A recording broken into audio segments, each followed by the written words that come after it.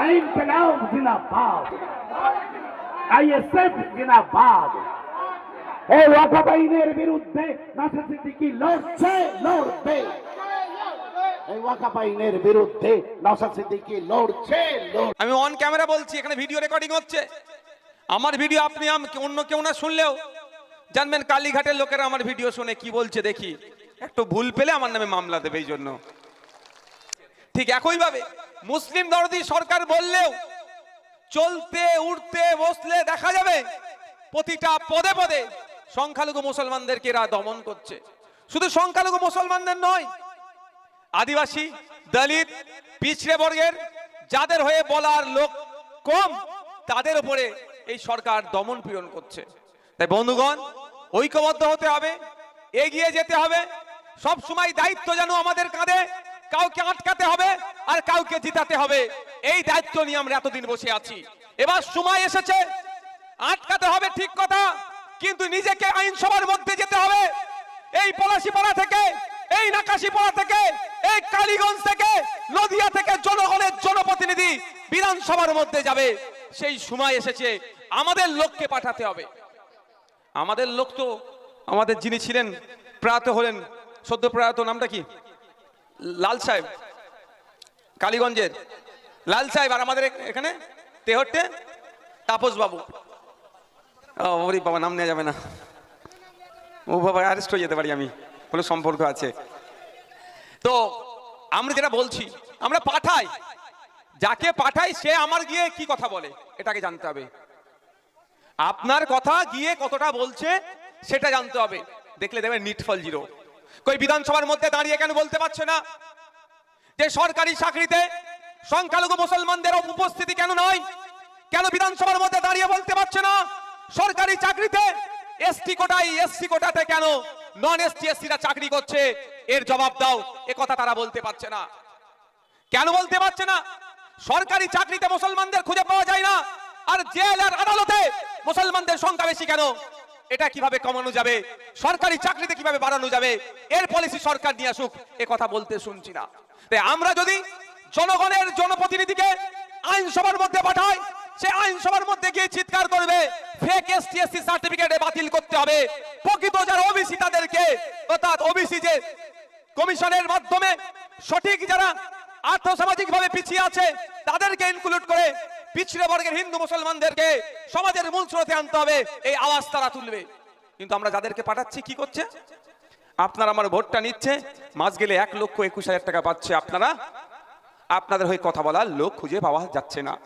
তাই বন্ধুগণ, আমাদেরকে সজাগ সতর্ক হতে হবে।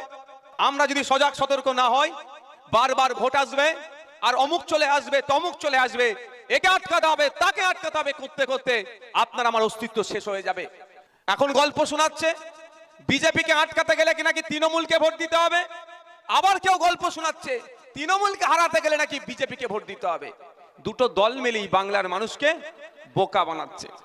আপনি যদি জনগণের জনপ্রতিনিধি করে আইনসভার মধ্যে পাঠান, যে আইনসভা তৈরি করে আগামী 5 বছর পশ্চিম বাংলার কৃষকরা বিনামূল্যে কি পাবে, কৃষকরা অসুস্থ হলে কি হবে, 60 বছরের নিচে কৃষকরা মারা গেলে কি পাবে, সারের দাম বেড়ে গেলে সে কালোবাজারি রোধ করতে হবে, বিনামূল্যে গরিব কৃষকদেরকে এই জিনিসপত্র দিতে হবে, এবং কৃষকদের উৎপাদিত ফসলগুলো সঠিক দামে যাতে বিক্রি করতে পারে, যাতে উৎপাদিত ফসল যাতে 3 গুণ দাম পায়, তার দাবি করবে, তার জন্য আলোচনা করবে।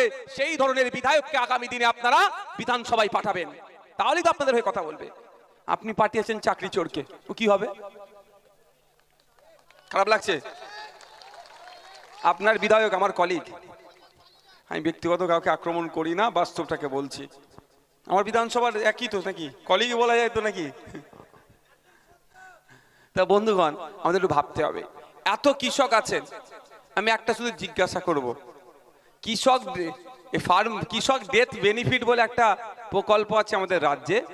18 বছরের বেশি ঊর্ধ্বে, 60 বছরের নিচে কোনো কৃষক মারা গেলে 2 লক্ষ টাকা ক্ষতিপূরণ পায়। আপনারা কজন জানেন? একটু হাত তুলবেন। যারা জানেন না হাত তুলে এরকম করতে হবে না ভাই, তাহলে হাত তুলবেন না। কেউ জানেন? আপনি জানেন? একটা জানেন? কারা জানেন? 2 জন, 3 জন, 4 জন। ওই মাথায় একজন 5 জন 6 জনকে আমি দেখতে পাচ্ছি, এই একজন 7 জন। এইখানে হাজার আমার মানুষ কাউন্টিং করার আমার ক্ষমতা নাই ভাই, আমার আইডিয়া নাই। তো এত কৃষকের মধ্যে মাত্র 10 জন খুব বেশি হলে জানে 18 বছরের ঊর্ধ্বে 60 বছরের নিচে কোনো কৃষক মারা গেলে 2 লক্ষ টাকা ক্ষতিপূরণ পায়। কিন্তু আমাদের বাড়ির কৃষকরা অনেকে মারা গেছে, এর মধ্যে সে টাকাটা কে নিচ্ছে? যারা ভোটের সময় ওই গণনার সময় তামান্নাকে বোম ছুড়ে মারে তারা খেয়ে নেয়। ওই জন্য তামান্নাকে শিক্ষিত হতে দেবে না বলে ওরা আটকায়। অর্থাৎ তৃণমূলের নেতারা খেয়ে নিচ্ছে। আপনার বাড়ির কেউ মারা গেলে মারা যায় তো কৃষক ভাই, বাজ পড়ে মারা যায় না কৃষকরা, সাপে কেটে মারা যায় না কৃষকরা, মাঠে গিয়েছে সাপ ছবল মেরেছে মারা যায় না, বাজ পড়ে মারা গেলে 2 লক্ষ টাকা ক্ষতিপূরণ পায়, সাপে কেটে মারা গেলে 2 লক্ষ টাকা ক্ষতিপূরণ আমাদের রাজ্যের প্রকল্প আছে। টাকাটা যাচ্ছে কোথায়? পকেটে চলে যাচ্ছে। কেন আপনাদের জানানো হয়নি? জেনে গেলেই তো কি হবে, টাকাটা নিতে পারবে না। আর দেখুন কেন আইএসএফ এর মিটিং কে আটকায়? বিজেপি শুভেন্দু অধিকারী মিটিং করবে, ওকে জায়গা ছেড়ে দেবে, ওকে পাইলট কার দিয়ে, রাজ্যের মুখ্যমন্ত্রী পাইলট কার দিয়ে রেখেছে, যাবাটা আগে যা, গিয়ে হিংসাত্মক কথা বল, হিন্দু মুসলমানের মধ্যে এমন কথা হবে লড়ে যাবে, হিন্দুরা তোর দিকে চলে যাবে, মুসলমানরা আমার দিকে চলে আসবে, তোর আর আমার শোরুম আলাদা, গোডাউন আরএসএস, নাগপুর ভোটটা সবই আরএসএস কন্ট্রোল করবে। এই তো প্ল্যান। আর আমরা হিন্দু মুসলমান নির্বিশেষে কৃষকের কথা বলি, শ্রমজীবী মানুষের কথা বলি, মহিলাদের কথা বলি, পুরুষের কথা বলি, ঐক্যবদ্ধ সমাজ ব্যবস্থা গড়ে তোলার কথা বলি। ওই জন্য আমাদের কাঠ মুসলিম দরদি সরকার বললেও চলতে উঠতে বসলে দেখা যাবে প্রতিটা পদে পদে সংখ্যালঘু মুসলমানদেরকে এরা দমন করছে। শুধু সংখ্যালঘু মুসলমানদের নয়, আদিবাসী, দলিত, পিছড়ে বর্গের যাদের হয়ে বলার লোক কম, তাদের উপরে এই সরকার দমন পীড়ন করছে। তাই বন্ধুগণ, ঐক্যবদ্ধ হতে হবে, এগিয়ে যেতে হবে। সব সময় দায়িত্ব যেন আমাদের কাঁধে, কাউকে আটকাতে হবে আর কাউকে জিতাতে হবে। এই দায়িত্ব নিয়ে আমরা এতদিন বসে আছি। এবার সময় এসেছে, আটকাতে হবে ঠিক কথা, কিন্তু নিজেকে আইনসভার মধ্যে যেতে হবে। এই পলাশীপাড়া থেকে, এই নাকাশীপাড়া থেকে, এই কালীগঞ্জ থেকে, নদিয়া থেকে জনগণের জনপ্রতিনিধি বিধানসভার মধ্যে যাবে। সেই সময় এসেছে, আমাদের লোককে পাঠাতে হবে। আমাদের লোক তো আমাদের যিনি ছিলেন, প্রয়াত হলেন, সদ্য প্রয়াত, নামটা কি, লাল সাহেব, কালীগঞ্জের লাল সাহেব, আর আমাদের এখানে তেহট্টে তাপস বাবু। ওরে বাবা, নাম নেওয়া যাবে না, ও বাবা অ্যারেস্ট হয়ে যেতে পারি আমি, কোনো সম্পর্ক আছে। তো আমরা যেটা বলছি, আমরা পাঠাই, যাকে পাঠাই সে আমার গিয়ে কি কথা বলে এটাকে জানতে হবে। আপনার কথা গিয়ে কতটা বলছে সেটা জানতে হবে। দেখলে দেবেন নিটফল জিরো। কই বিধানসভার মধ্যে দাঁড়িয়ে কেন বলতে পারছে না যে সরকারি চাকরিতে সংখ্যালঘু মুসলমানদের উপস্থিতি কেন নয়? কেন বিধানসভার মধ্যে দাঁড়িয়ে বলতে পারছে না সরকারি চাকরিতে এসটি কোটায়, এসসি কোটাতে কেন নন এসটি এসসিরা চাকরি করছে? এর জবাব দাও। এ কথা তারা বলতে পারছে না। কেন বলতে পারছে না?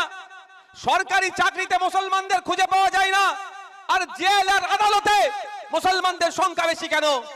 এটা কিভাবে কমানো যাবে? সরকারি চাকরিতে কিভাবে বাড়ানো যাবে? এর পলিসি সরকার নিয়ে আসুক।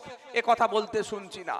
তাই আমরা যদি জনগণের জনপ্রতিনিধিকে আইনসভার মধ্যে পাঠাই, সে আইনসভার মধ্যে গিয়ে চিৎকার করবে ফেক এসটি এসসি সার্টিফিকেট বাতিল করতে হবে, প্রকৃত যারা ওবিসি তাদেরকে, অর্থাৎ ওবিসি যে কমিশনের মাধ্যমে সঠিক যারা আর্থসামাজিক ভাবে পিছিয়ে আছে তাদেরকে ইনক্লুড করে পিছড়ে বর্গের হিন্দু মুসলমানদেরকে সমাজের মূল স্রোতে আনতে হবে।